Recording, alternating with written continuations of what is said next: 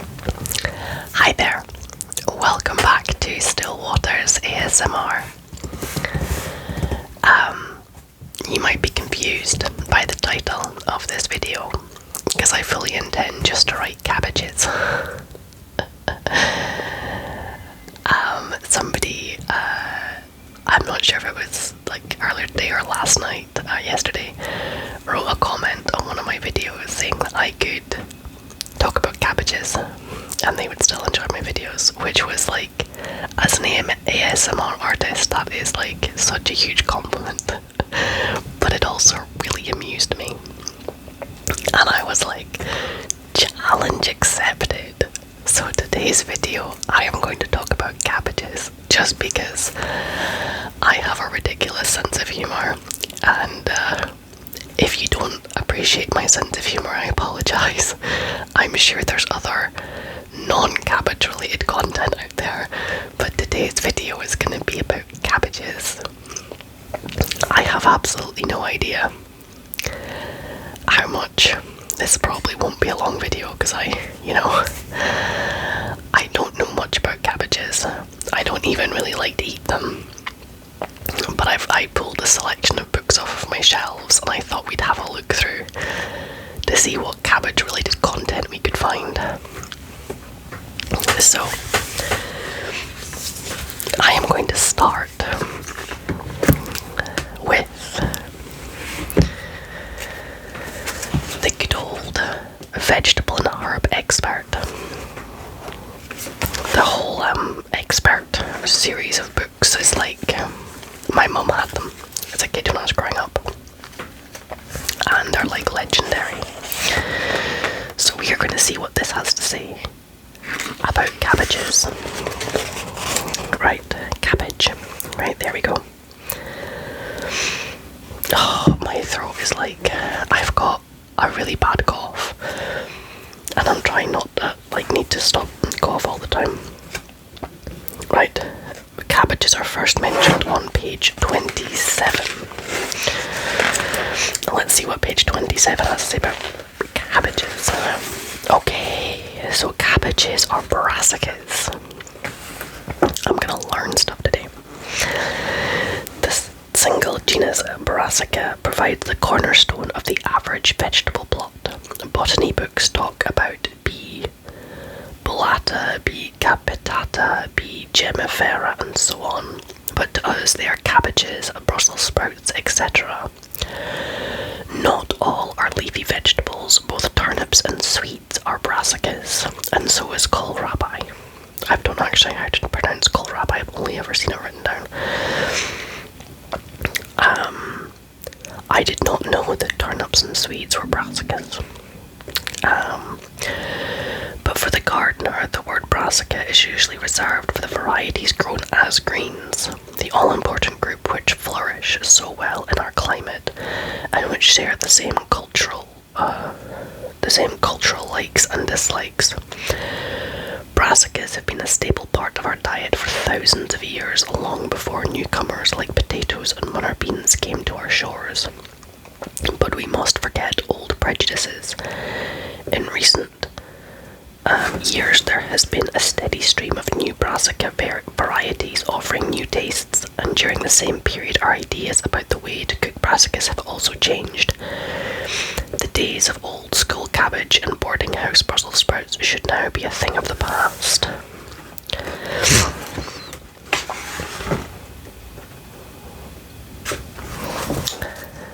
Secrets of success. Do not grow brassicas on the same plot more often than 1 year in 3. The main reason for this move around is to avoid the build-up of soil pests and diseases which thrive on the cabbage family. The dreaded club root disease is the prime example.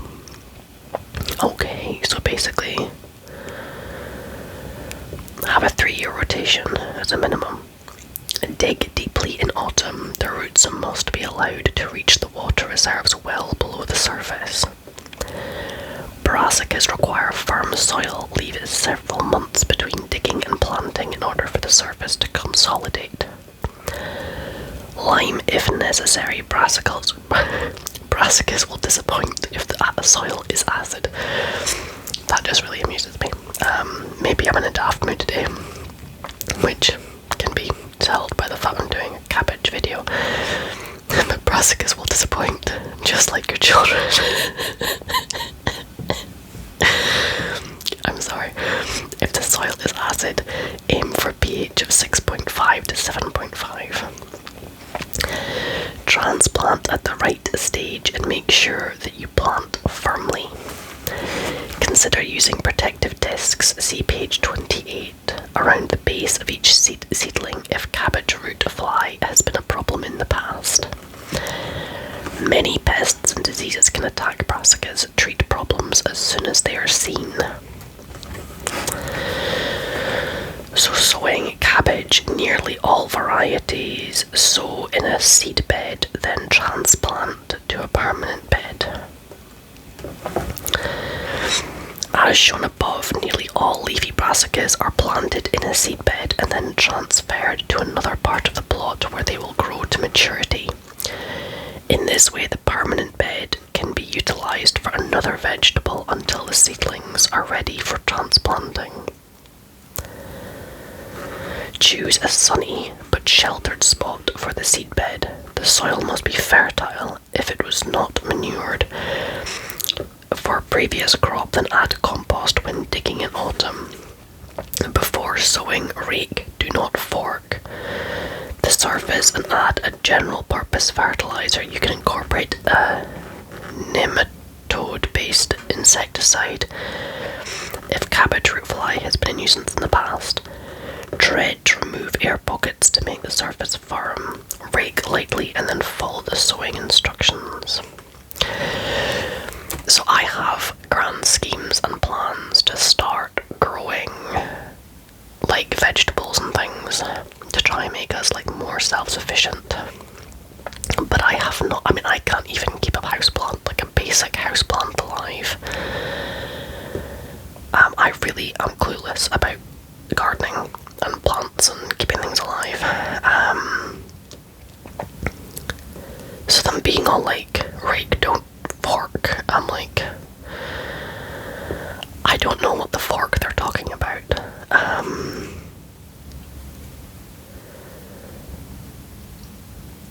So I don't know. Haven't got a clue. But that's how you successfully grow brassicas, apparently.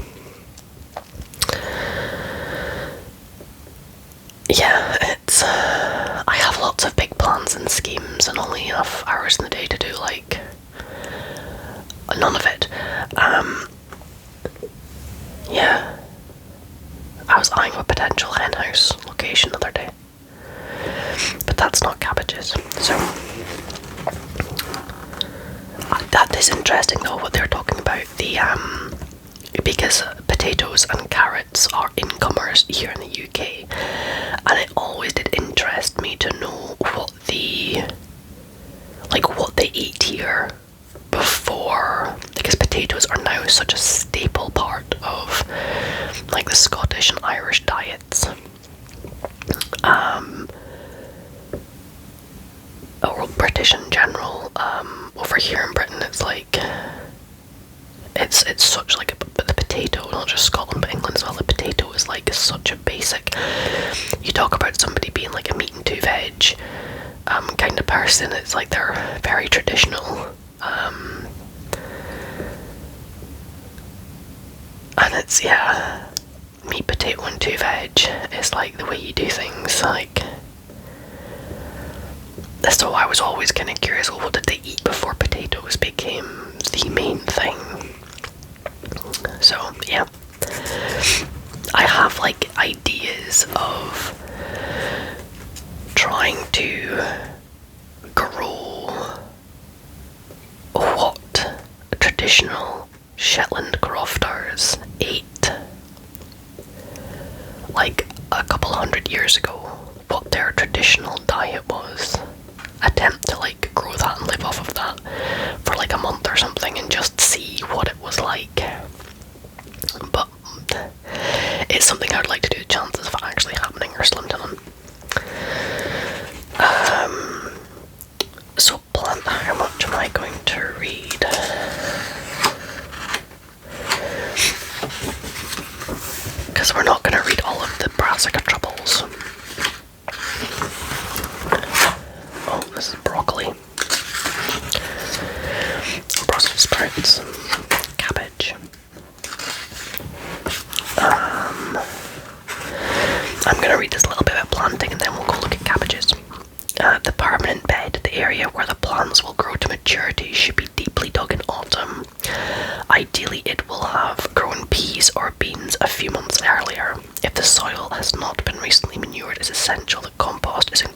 during this autumn digging. Do not fork over the ground in spring, simply tread down, rake lightly and remove surface debris. A firm footing for the seedlings is essential. The seedlings will be ready for transplanting 5 to 7 weeks after sowing. Look up the specific brassica in this book for details.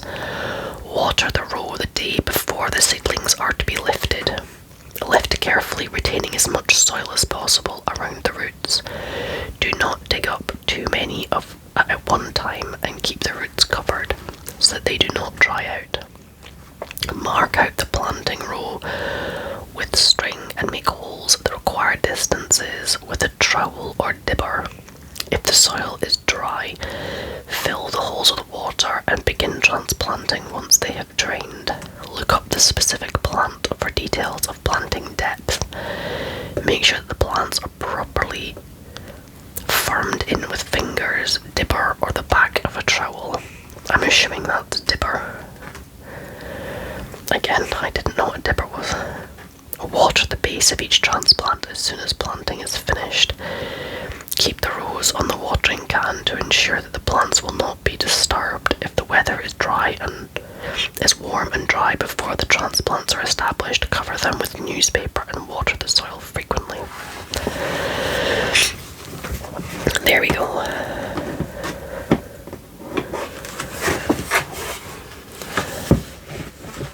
So, cabbages.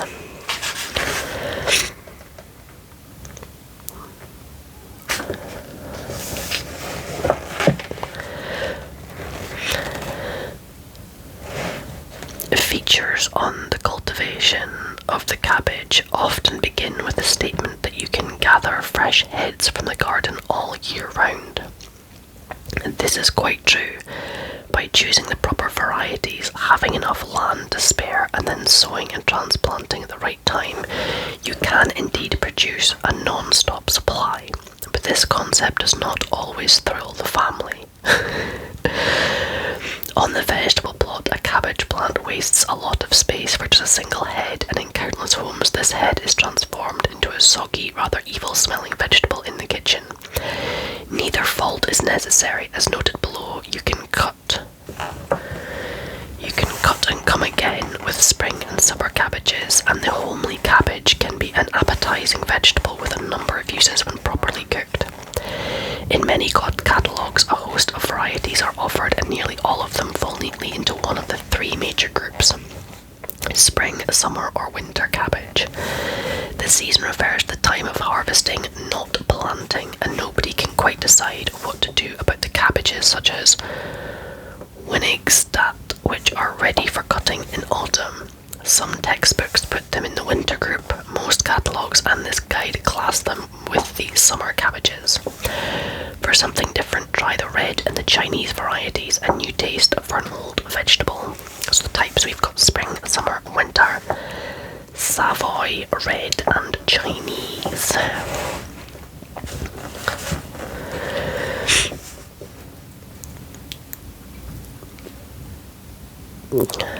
So there's things about the soil, things about sowing and planting. Okay, we're 14 minutes in. I'm trying to decide how much to read from this book. I think we'll read a bit more. So the seed facts, we're learning stuff. Don't sow too many at one time, just a small row every few weeks. Expected germination time at 7 to 12 days. Approximate number per ounce, 8,000. I take it that's an ounce of seeds, I don't know. Expected yield per plant, 3/4 to 3 pounds. Life expectancy of stored seeds, 4 years. Approximate time between sowing and cutting, 35 weeks for spring varieties and 20 to 35 weeks for summer, winter, Savoy and red varieties. 10 weeks, okay, for Chinese varieties, they're much quicker. Ease of cultivation, not difficult if you follow the cultural rules, and if club rot, cabbage, root fly and other pests, stay away. I seem to think, hang on, I'm just gonna use my headphones here to hold my book open. I'm gonna quickly blow my nose 1 second. Okay, I'm back again. I seem to think that my in-laws grow a fair bit of stuff in their garden. They've got a beautiful garden, both like immaculate lawn areas and with like pretty flower beds and stuff, and they've also got a vegetable plot. And like, they never buy potatoes. They grow enough potatoes to last them all year round, and they're always giving us some, which is really handy. I seem to think that they tried growing cabbages, but were having problems with the cabbage root fly or something, or maybe it was something else. It was maybe something broccoli or something. I'm not sure. I remember there was something that they tried growing and they had real bother with it, but my memory is terrible. So yeah. Okay, soil facts. Cabbage requires well consolidated soil, so leave several months between digging and planting. I thought it was humans. Some humus. That can't be like hummus that you eat. Some humus must be present, but this must never be freshly applied. I have no idea what that is. Yeah. See, I have a lot to learn. Pick a reasonably sunny spot for the site where the plants are to grow. You can use an area recently vacated by a non-brassica crop. Dig in autumn, work in some compost or manure if the soil is poor. The ground must not be acid, lime if necessary in winter. About a week before planting, apply a general fertilizer for all types except spring cabbage.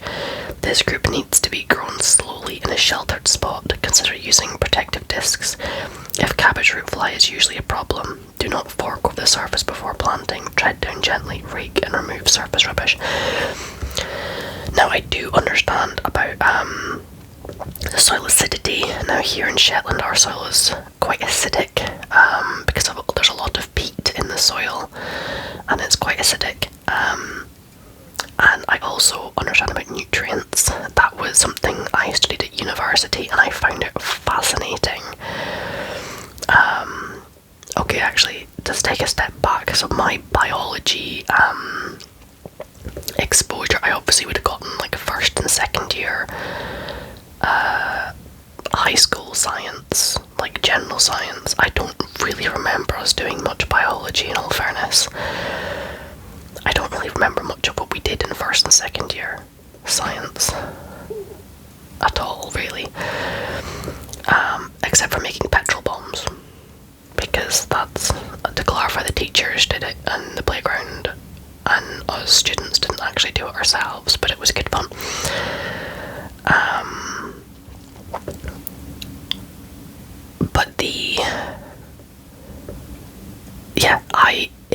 When I came to my, what was at the time in Scotland standard grades, so third and fourth year of high school, which is what age? Like 14 to 16 age. When I was doing my standard grades, I didn't do biology, I did physics and chemistry. All the girls in my year did biology and I did physics.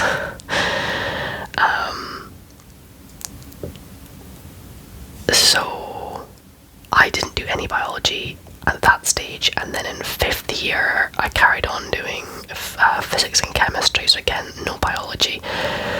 In sixth year, my final year, so that's kind of like when you're like 17, final year of high school, I did like an easy level biology because I was doing advanced higher maths and chemistry, which is like first year university level for here in Scotland anyway. So I skipped first year uni here in Scotland. But I only did like an easy level biology.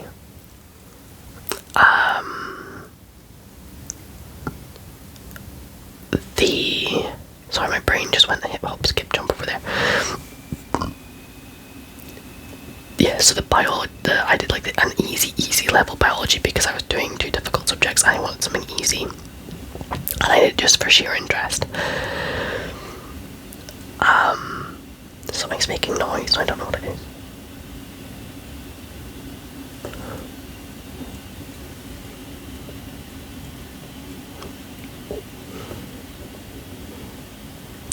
always find that weird in this house. I hear things and I'm like, I honestly have no idea what that is.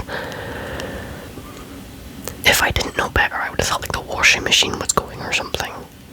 But it's not on, or like the computer was on and the fan was going, but weird. Maybe the ghosts are hoovering or something, I don't know. Anywho, so I did like biology in my fun. My brain is just really distracted right now. So I did like really easy level biology.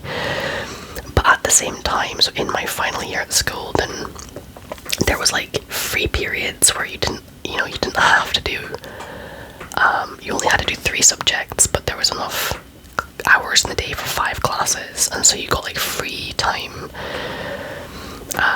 that you could like do something and you could just study or whatever. Oh, it must be the heating.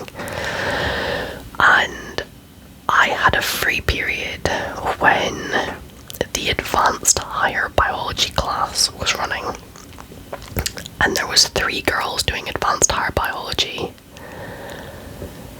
and there was one day, one of whom was one of my good friends at the time, and there was one day the other 2 girls were, I don't know if they were away or if they were off sick or whatever, but they weren't there, and it was just, my good friend, and she was like, I don't want to go to this class and be the only people there, and because she didn't really get on very well with the teacher, and she's like, I do not want to be one-on-one with this teacher.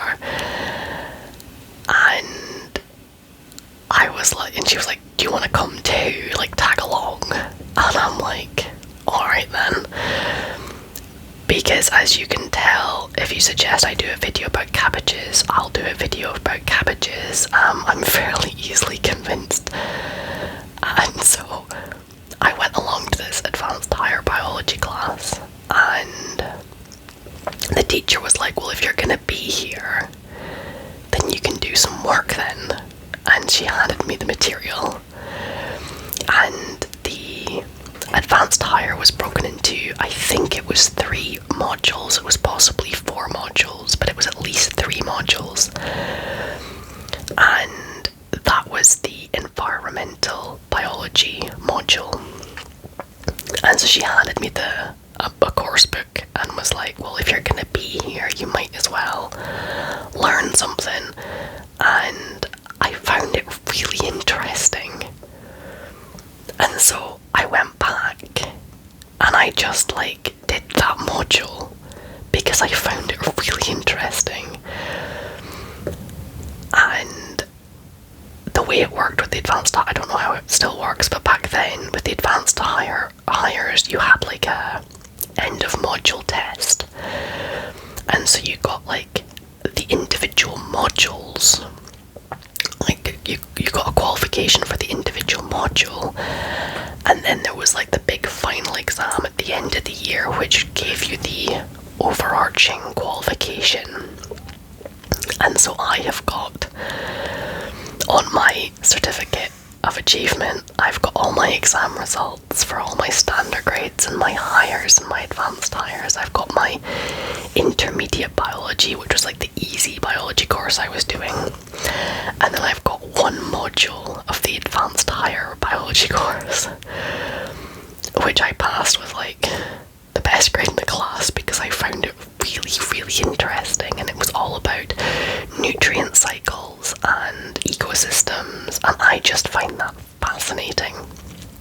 And I went on to university to study chemical engineering, but I did the speciality of environmental management, and I found the environmental modules fascinating, like learning about nutrient cycles, and because obviously from that perspective you're learning about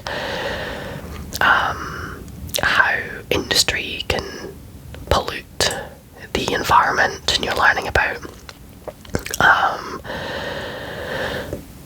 wastewater treatment and pollution and air pollution and nutrient cycles and ozone and all this kind of stuff, and it was really fascinating. And so I know about nutrient cycles and the whole idea that when certain plants are growing, they will draw certain nutrients out of the soil, and so you want to rotate your crops. And there's other types of plants that put nutrients back into the soil. I want to say it's like the bean family can put nitrogen back into the soil. They can take nitrogen out of the air and put it back into the soil, and different plants require different balances of nutrients. And of course now as a crofter, this year we're going to start doing soil testing, soil analysis, and start learning about which fertilizers to use, because the fertilizers have an NPK, which is nitrogen, phosphorus and potassium ratio, and so they tell you kind of the quantities of each nutrient, and you're meant to kind of balance it, and whether or not you apply lime and whether you don't, and all this kind of stuff. So we didn't put any lime on last year, but the year before we did. And we have to keep records of all of this, because obviously what you put on the ground can end up in the water courses, and so we have to keep records of all of this. You know, what fertilizer you put on the fields and how much, because if fertilizer gets into water courses, then it can cause the things like algae and bacteria and things like that to grow too much, and then they consume the oxygen in the water course, which lowers the oxygen levels in the water, which then kills off any like fish and creatures like that, which is why algae bloom is such a massive issue. So it's, you know, it's delicate balances, and anything that upsets those delicate balances is a massive problem. So yeah, something I find really interesting. But I digress. Back to cabbages. So, sowing and planting. Sow very thinly, cover with soil. Thin the seedlings to prevent them from becoming weak and spindly. They should be about 3 inches apart in the rows. The seedlings are ready for transplanting when they have 5 or 6 leaves. Water the rows the day before moving the transplants to their permanent quarters. Dip roots in thiophanate methyl if clubroot is feared. Plant firmly and water in thoroughly. Allow 1 foot between the plants if the variety is compact. Leave 1.5 foot either way if the variety produces large heads. With spring cabbage, leave only 4 inches between plants in rows 1 foot apart. The thinnings provide spring greens in March. Chinese cabbage has its own rules. See page 38. Looking after the crop, birds are a problem. Protect the seedlings from sparrows. Hoe carefully until the crop is large enough to suppress weeds. Water if the weather is dry. Always apply a liquid feed as the heads begin to mature. In autumn, earth up the stems of spring cabbage. During winter, firm down any plants loosened by wind or frost. Harvesting in March, thin out the spring cabbage rows and use the young plants as spring greens. Leave the remaining plants to heart up for cutting in April or May. Cabbages are harvested by cutting with a sharp knife close to ground level. With spring and summer cabbages, cut a 1/2 inch deep across into the stumps. A secondary crop of small cabbages will appear from the cut surfaces. In most cases, cabbages are cut as required for immediate use. Both red and winter white cabbages can be harvested in November and then stored for winter use. Cut off roots and stem, remove outer leaves, and then place in straw-lined boxes in a cool, dry place. The crop should keep until March. That's something I want to learn plenty about and get something in place where we can store things appropriately. Right, in the kitchen, boiling is just one of the many methods of using cabbages in the kitchen. First of all, there is raw cabbage, not as unappetizing as it may sound. Shredded white or red cabbage is a useful salad ingredient, but white cabbage is more usually mixed with grated carrots, apples, etc. and tossed with mayonnaise to produce coleslaw. The standard method of serving Chinese cabbage is to add a vinaigrette dressing to the shredded leaves. Then cabbage, or in brine for white cabbage, sauerkraut. For most of us, cabbage is a vegetable for cooking and not for eating raw or pickled, but boiling should not be regarded as the only or even the best way of cooking. There is stir frying, the recommended method for Chinese cabbage, and a welcome alternative for ordinary varieties. Baked cabbage stuffed with minced meat is popular in Eastern Europe, and cabbage leaves can be used as a substitute for vine leaves to make the Greek dish dolmades. Cabbage soup, cabbage casserole, braised cabbage. There are many recipes to turn to if you are tired of plain boiled cabbage. Freezing. Only use fresh, crisp heads. Wash and coarsely shred. Blanch for 1 minute. Pack into polythene bags for freezing. Storage. Keep wrapped in plastic cling film in the refrigerator. Cabbage will stay fresh for up to 1 week. Chinese cabbage for several weeks. Cooking. Boiling cabbage properly is something of an art. Wash and prepare just before cooking. Shred or cut into wedges depending on your taste. Fill a large pan with 1 inch of lightly salted water and bring to the boil. Add the coarse leaves a handful at a time. The water should not stop boiling. Put the leaves of the young heart on top of the old leaves and replace the lid. Keep on medium heat for 5 minutes. Shredded cabbage, or 10 minutes for cabbage wedges.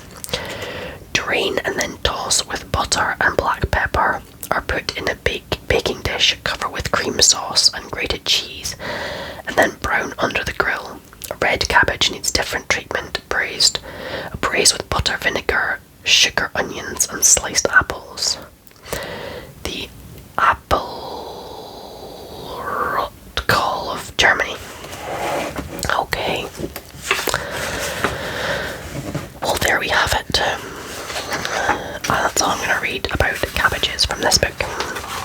We're half an hour in. So I am going to, out of curiosity, I was going to see what this book says about cabbages. A Shetland cook's book.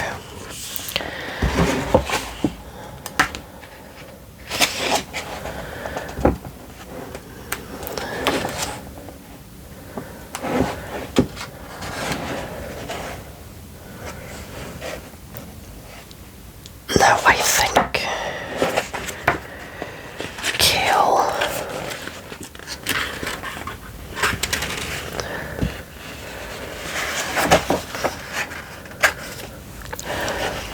I could be entirely wrong. Yeah. Here in Shetland we call cabbage kale. You get kale cast in, where folk throw cabbages through your door at Halloween. So this is totties and kale. Cabbage thrive in every kale yard and form a great part of the winter food. The force and duration of the tempests from the west are among the most striking features of a Zetland winter.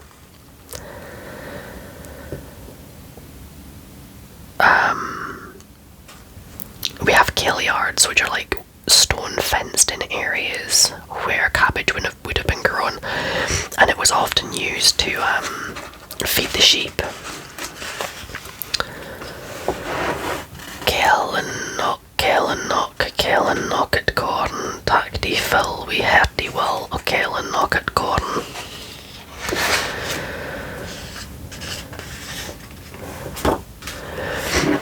Kale brew, cabbage soup, tak die tully and bled kale, I the kettle with thy totties, and thy merky bin, then sonkertel the danner. Take your large knife and cut cabbage leaves into a large pan with your potatoes and marrow bone. Cover with water, then simmer slowly until dinner time.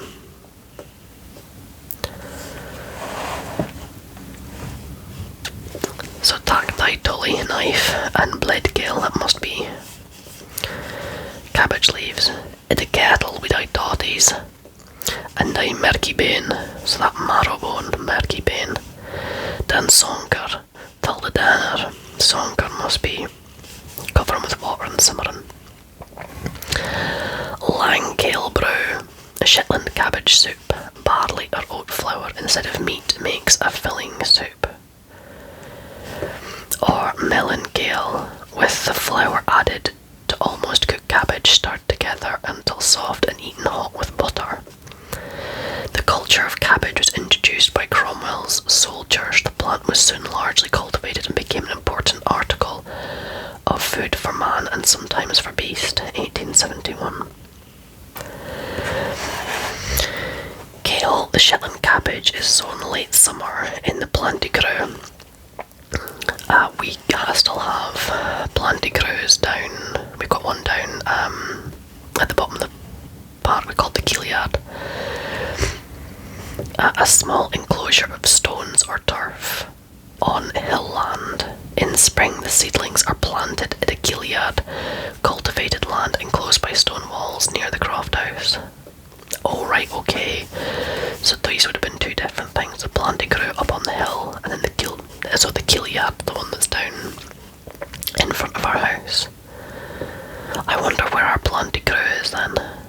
It's probably long gone.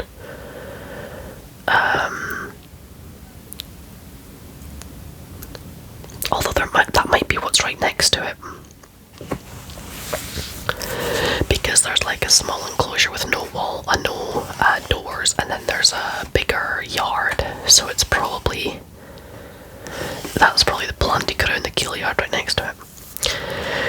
Kale and knocket corn is cabbage salted and boiled with corn dehusked with the knocking stain, a large hollow stone used to pound grain by hand.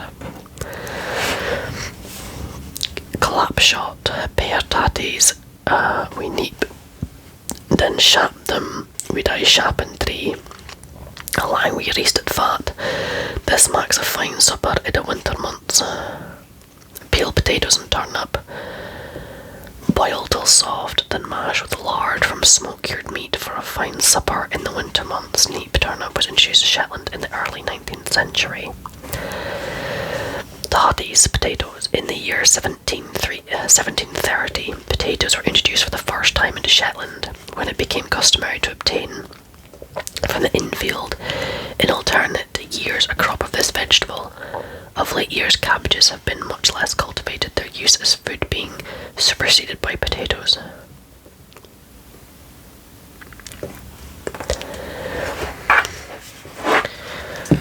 And here's some old women with their headscarves tilling the land. As the farms are generally too small for keeping ploughs, land is digged with a curious light spade.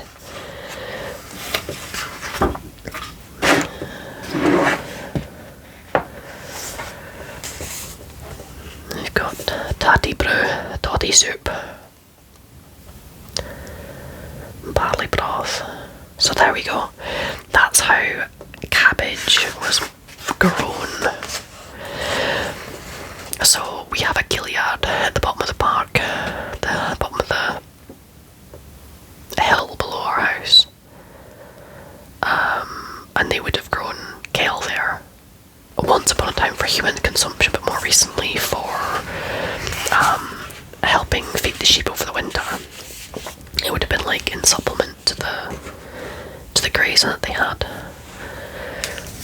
So I'm just gonna have a very quick look in two more books. This is a book I got for, I think it was either my birthday or Christmas this year. A Year in My Shetland Garden. And it's somebody who actually moved to Shetland from the Czech Republic, but she has embraced Shetland horticulture and cooking, and so she's like learning what grows and what doesn't here in Shetland. So let's have a look-see at what she has to say about cabbage, because she's got information about growing it, and so there's information about growing everything, and then the spring garden tasks, what to do when. I've not actually even opened, to my shame, this is my first time actually opening this book. I got it and was like, oh that's nice, and then set it aside. I used to love a good cookbook and I'd spent ages. Maybe we can look through this together sometime. So we've got some recipes. We have borscht, an Eastern European soup with beef shank, tatties, potatoes, the sauerkraut, beetroot, carrots. That sounds quite good actually. Grated salad, kimchi style hot kraut, sauerkraut. I should probably learn how to make sauerkraut. There's actually somebody here in Shetland who has created like a food business making sauerkraut, like, and selling it. Makes 3 times 500ml jars, 1 medium cabbage, sea salt, caraway seeds. Because it's really good for you.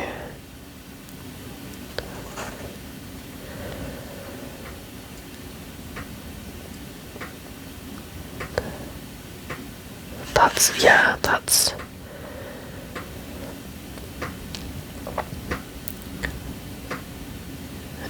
I think, yeah, I think I'm gonna have to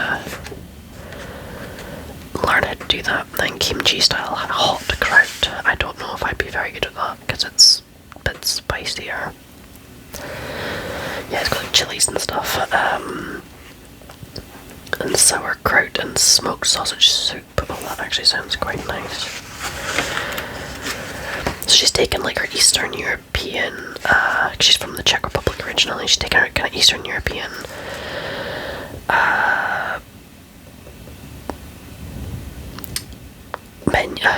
recipes and stuff, and then bringing them over here and mixing it with what can be grown here. And yeah, so there we go, sauerkraut and smoked sausage soup sounds quite nice. So that's some ideas of things you can do other than boiling your cabbage. And then I've also got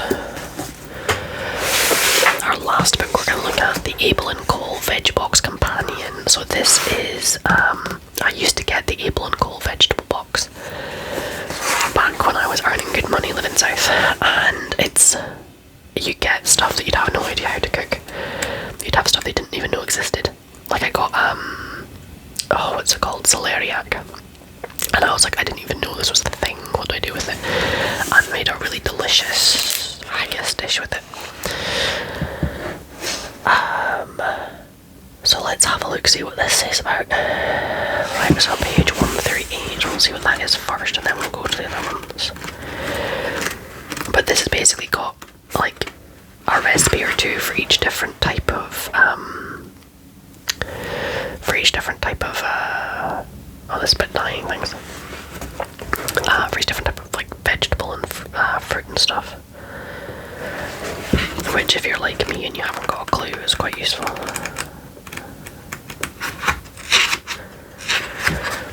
Right, so 62 through like 69, so we've got cabbage. Yes, I was thinking, I'm sure I remember doing like cabbage wedges sometime, and I think these were quite good if I remember rightly. So you chop it into wedges and then you put in like vegetable stock and you cook it in the oven, and it had like garlic and olive oil and some seasoning and stuff, and it was actually really nice. I'd forgotten about that.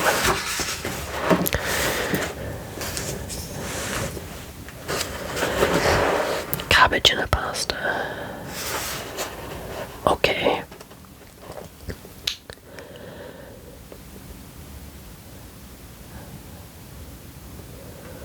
Okay, so you basically shred some cabbage and mix it in with your spaghetti and stuff.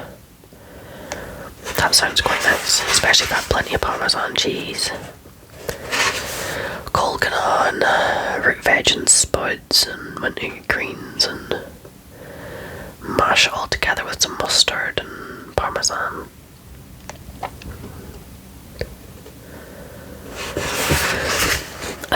red cabbage, we've got braising.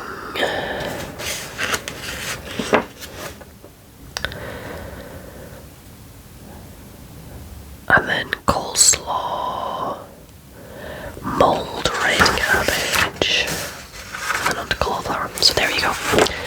There's some recipe ideas for cabbage. We've discussed how to grow it. We've discussed the traditional Shetland growing methods of like the polycrop and then the Gilliard. I don't know if there's much more to be said about cabbage.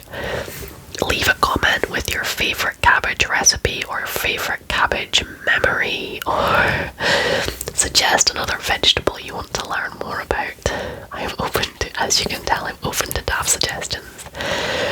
Also be careful when you leave a comment of what you say I could do a video about, because I might just do that.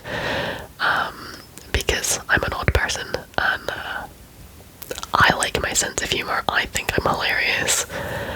It amuses me. I hope you enjoyed this video, and I hope you're keeping well, and you guys take care, and I will see you again sometime soon.